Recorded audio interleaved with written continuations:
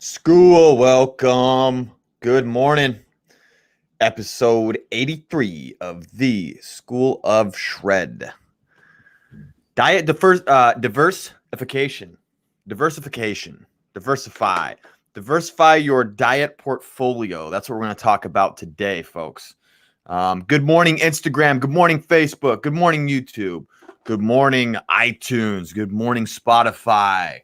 Where are you at? Are you in your car right now? Are you at home right now? Are you on the top of a mountain right now? Maybe, maybe not. Welcome to the School of Shred, everybody. This is the show that's designed to help you shred your old and make better your new, a better body, a better mindset, a better life, okay? We don't just shred body fat here. We shred habits no longer serving us and limitations to become better and better every day. What the show is about is holistic health and fitness. That's combining the mental, spiritual, and physical aspect of health so we can live the good life. Today, what we're going to talk about is how you can diversify your diet to improve your digestive or gut health, whatever you want to call it. I'm going to give you guys 3 tips that we're going to get into. This show is here Monday through Friday at 9 a.m. Pacific time, so go ahead and make sure you're tuning in. Go ahead and throw some flex emojis in the comments, too. We need some participation from y'all folks. We got Michael jumping in the comments right now. He's throwing some flex in. He's throwing some biceps in. I want to see more biceps. Let me see all your biceps this morning, everybody. Interact. Instagram, that goes for you, too. You can't just sit on the sideline, Instagram. You guys got to play. You got to play the game as well. All right? Go ahead and throw some flexing in here. Let's get after it. So anyway, today, diet diversification. Let's get into these 3 points here that we're going to talk about. Okay? 3 points. So I was talking to a client yesterday. I'm going to tell you guys a little story. I was talking to a client yesterday, and we were just going over this whole gut health thing and kind of the system of importance when we're looking at our nutrition. And this particular gentleman is on a bulk right now. He is trying to gain muscle. So we've been gaining weight. Every week we've been gaining weight. We've been throwing on slabs of muscle on this fella. He's got bigger arms than me now. And it was supposed to be the last year I've been training this guy, but because of COVID, we basically have been back to it for a few months now.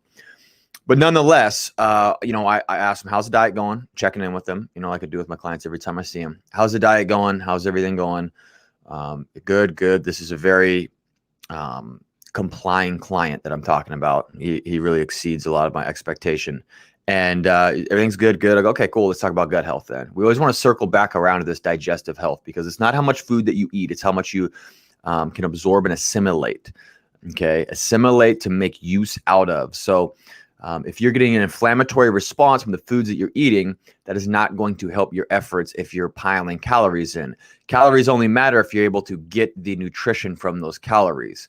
And so having good gut health, and from everything that I've learned personally, is something I put an extremely high priority on because of some of the really cool stories I could tell of clients that I've been able to drastically help just by passing on some information that I've learned about gut health and what I know about gut health, which is very little in the grand scheme of things because there's more and more coming out about digestive gut health every day.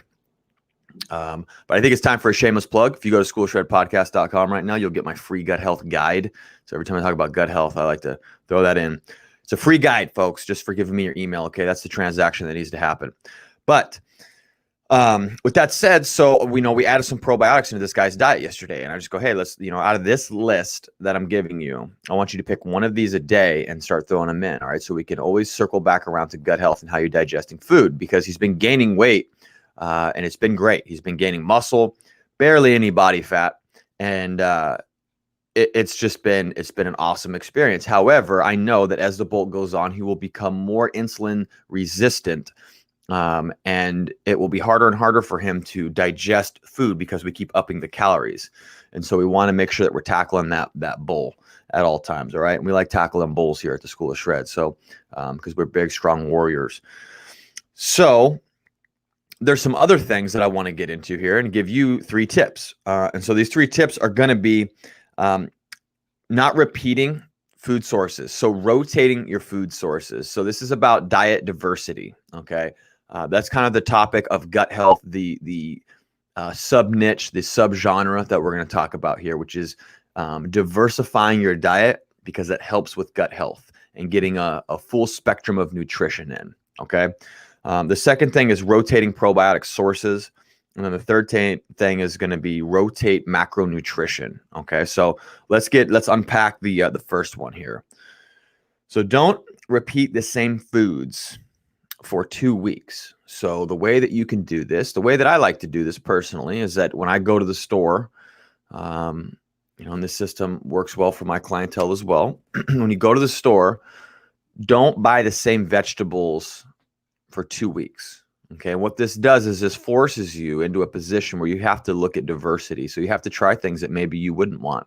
Maybe you've never eaten an eggplant before, and you got to figure out how to cook that bad boy up and make use out of it. I know at one point that was something I had to do because I was trying to challenge myself to not just keep doing the same thing. Because the thing is when you get healthy, there's always you're always trying to do something new. Like you don't want to just stop, right? And so this diversity thing was real cool for me when I was doing it, because I would go to this Fred Meyer that's by my work, by the gym, and it's almost like a Whole Foods because it's got a wide selection of good stuff, good produce and all that. And I typically like broccoli, cucumber, kind of the basics, but I tried to start getting into things like cucumber or what's the other one? Jicama. All right. You have stuff like that you start to, it's kind of interesting. You got to figure out your own way of cooking this stuff, or you get radishes for a change and you learn how to cook those guys up. And so, I can remember one time I got eggplant and I had to figure out how to make this stuff taste good, because it doesn't really taste good right away. You can't just eat that raw. And so I ended up doing a little bit of toasted sesame seed oil combined with olive oil and baking it. And it basically became a sponge for the oil and became super good. Really, really tasty. Do a little salt and pepper on that. Boom. So by challenging myself in that scenario to not eat the same thing, right, day after day, I am introducing new foods, new micronutrition, new macronutrition to my gut. I'm also inducing a response. My body has to respond to that food in a little bit different way. And so this is good for diet diversity. And then you could do the same thing with your protein sources. So you could switch from beef. You could go from beef for a week, prep that up, and then go into chicken for a week, and different types of chicken. You could do chicken on the bone. You could do chicken liver. You could do, if you're doing a nose to tail eating, which I recommend always, you could do, chicken thighs, chicken breasts, whatever. But do that, and then you rotate yet again. The third week, you go into like a fish week where you explore different fishes. And then you can go back around to your different beef stuff or pork or whatever you want to do. But it's something I actively try to do. And since doing that, I noticed digestive health. It's something I try to challenge my clients with, because it, when we're rotating protein sources, we're rotating amino acid content, and we're getting a full spectrum yet again. Now, all of those meats I listed are complete proteins. They have all 9 essential amino acids. However, there's going to be other benefits to switching foods up, right? One of the nice things about nutrition, and also one of the worst things about current nutrition, is this breaking down and isolating of talking about macronutrients and micronutrients.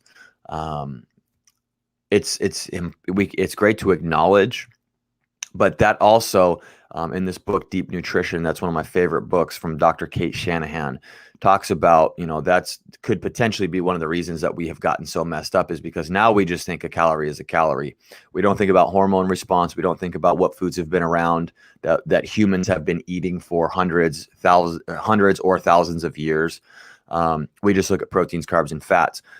There's an education level that's great when you look at proteins, carbs, and fats. All of the courses, nutrition stuff that I have done, it talks about proteins, carbs, and fats. But that's also where I think it's dangerous, is because traditional wisdom of educated people now is we're getting to this point where we only talk about proteins, carbs, and fats. And food has combinations of things. Okay. Food was not seen as, like, meat was not seen as a protein and fat back in the day. It was seen as nutrition. And so, it has protein and fat depending on the cut of meat. So, we're going to talk about macronutrition here in a minute, but I want to set the stage with that, because if we get too lost in we're looking at, oh, it's just proteins, carbs. It's like the matrix, like, oh, it's just protein, it's just carbs. It's food, you guys. It's food. We want to look at quality. It's very, very important.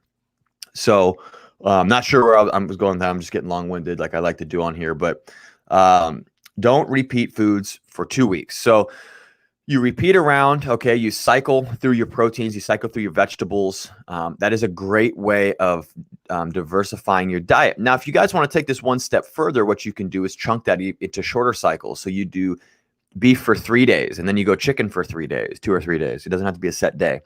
And then you do fish for a few days.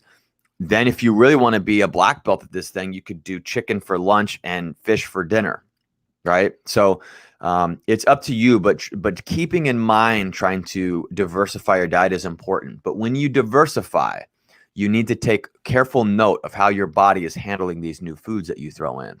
Because I've told this before on this show, but I've worked with clients before that had sensitivities to bananas. And most of us would say bananas belong on a healthy plant. Well, not for that client in that current state.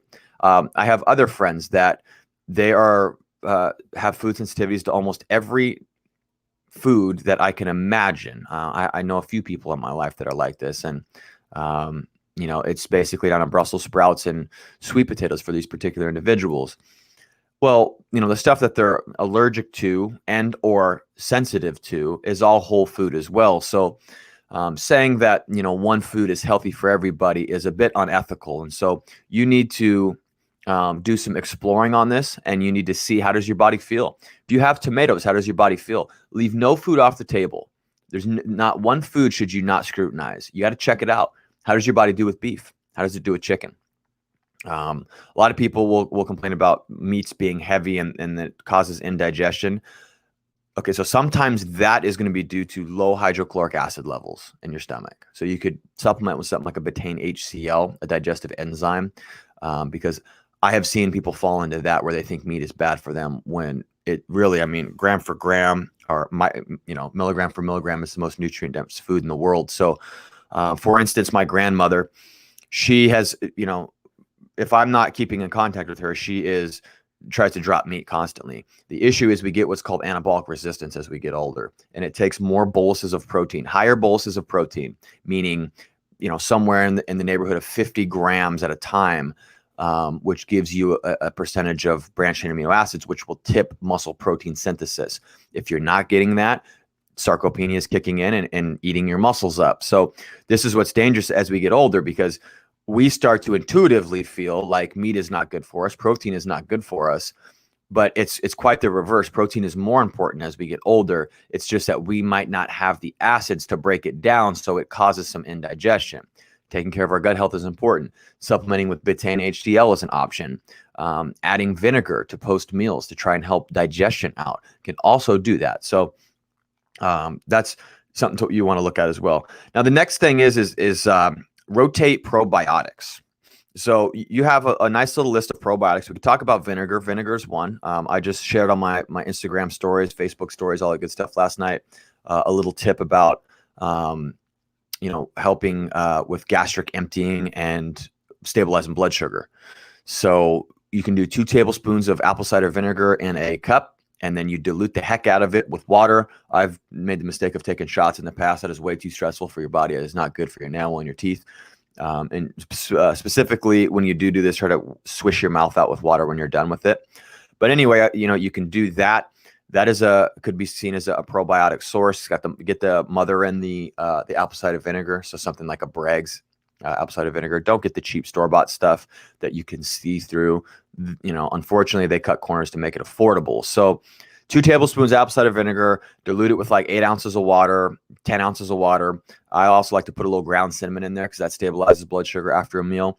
That's a good one to throw in. You could use that as a probiotic source. Then you also have kimchi, you have sauerkraut, you have whole full fat plain Greek yogurt. I like the Faya brand, Fage. Faya, if you guys are listening, I'm sure you are. If you're listening, you can send me some free yogurt, because I'm not endorsed by them. But it's the lowest trace sugars out of any any yogurt that I have found. The best tasting yogurt, though, is our local Elenos that we have here in Washington. The plain Greek yogurt is absolutely amazing. So, those guys have naturally occurring probiotics in them. So rotating that in. And then, so the kimchi, sauerkraut, kombucha tea is one. And then our yogurt. And then what else do we got here, you guys? We have apple cider vinegar is one. Sriracha's actually got lactobacillus in it. Did you guys know that? So I've been exploring making my own fermented foods at home. I didn't know that it's a fermented chili paste is what sriracha is. So that's another option that you might have as well. So, but if you go from, a big jar, if you go to Costco, you get, a 5-pound thing of sauerkraut. So when you work your way through that bad boy, you go get yourself that 5-pound, 50-pound drum of kimchi or whatever they're giving you there, and just rotate that way, because each one of these guys has a different strain of bacteria in it. So you're introducing different strains of probiotics into your gut, okay, which can help give you a full spectrum of nutrition and keep a very robust garden to grow vegetables out of. Now, again, what is the idea behind this gut health thing and in these probiotics? Why do they matter? Well, so here's kind of the way that you can look at it. When you deplete soil, right, you're growing vegetables out of it, you're spraying pesticides in it, you're killing the mineral content of the soil. Okay, so bear with me here. We're telling a little bit of a story. We're going to draw a parallel here. So if you kill all the, not all, but you're killing the micronutrition, the mineral content of the soil, you're going to get less vitamins and minerals inside of your food, the vegetables you're growing inside that garden. You're not going to harvest as much.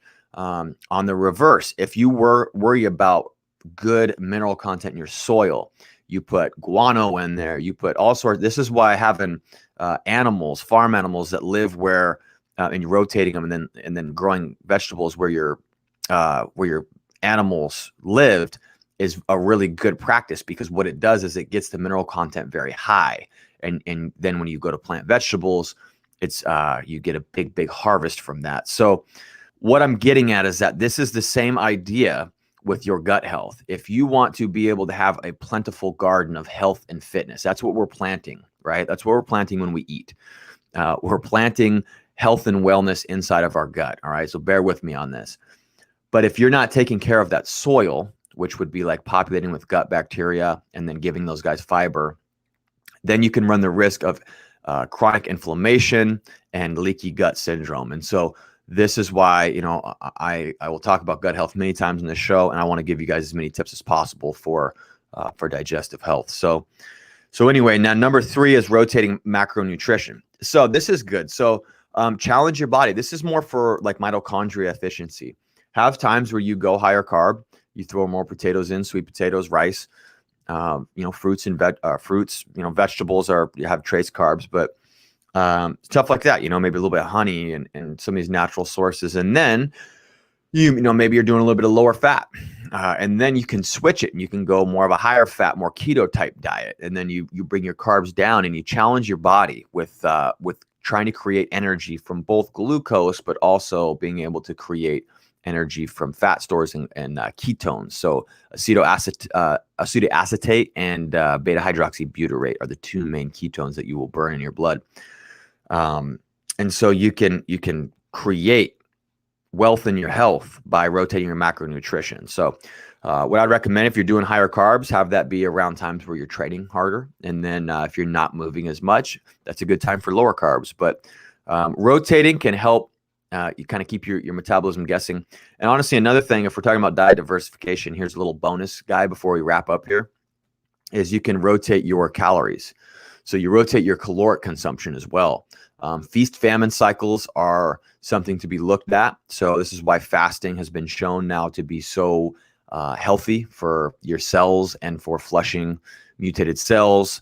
A process known as autophagy, which is like a recycling of dead cells that happen through a process called apoptosis.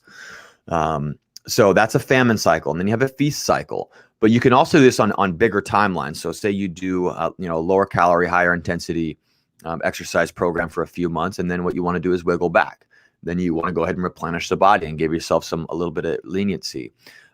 This is why I talk about eating whole food and higher fats, because what happens when you go to eat more is that you neuroregulate a bit better, okay, when you have whole foods in your diet. If you want to eat things like delicious Butterfingers and all that, which I love, they will keep you from ever feeling full. So you run the risk of just not being satiated when you do that, but the choice is up to you. But you can rotate that. And then even within a week, like say if you fasted on Monday and you didn't have any calories, then, say like Saturday comes and you need 2,000 calories a day, but then Saturday comes and you do 4,000 calories a day. If you're doing that, you're also keeping your metabolism and your body guessing, and not just adapting. So anyway, that is episode 83, everybody. Diet diversification. I cannot believe we're on episode 83. This is lovely. If you guys are interested in becoming a student at the School of Shred, boy, you better sign up. We got some spots left for November. We have spots left for November. You should jump on this thing. Last night was fire with class 101. We were sharing goals. People were getting transparent. It was amazing to be a part of that last night and to lead that team. And we are starting class 102, which you can be a part of. You're going to need to challenge yourself. You got to show up to live classes. You got to be ready to share your heart. You got to be ready to get better, because this community that we're creating at the School of Shred is something special, and I can already see it happening. It's extremely motivating for me to be creating that platform, and it's very humbling. So go to theschoolofshred.com, sign up there for your first 3 months at the school, okay? 3 months. You give me 3 months, and I'm going to help you change. You're going to get weekly live classes with me that I will lead, okay, every week. At whatever time that we come up with, and then you will have daily live Q&As. Like right now in 8 minutes, I'm about to go live on our community chat and do this same thing, but I'm going to answer questions and troubleshoot for the student support session. So you're going to get a lot out of this, you guys. I've been thinking for a long time on how to do the online thing the right way, and I think I found it here, and I'm going to continue to make this thing better. So if you guys want to get in shape from home, do this thing. Go to theschoolofshred.com and sign up there, and let's get you going. Let's get you some wins. All right. So with that, I want you to stay strong and healthy in body, stay relentless and energized in spirit, and stay determined in your pursuits today, school. That spells shred. Now go shred the day and get better in every way. That's it for episode 83. We're back tomorrow with our Q&A. Until next time, class dismissed.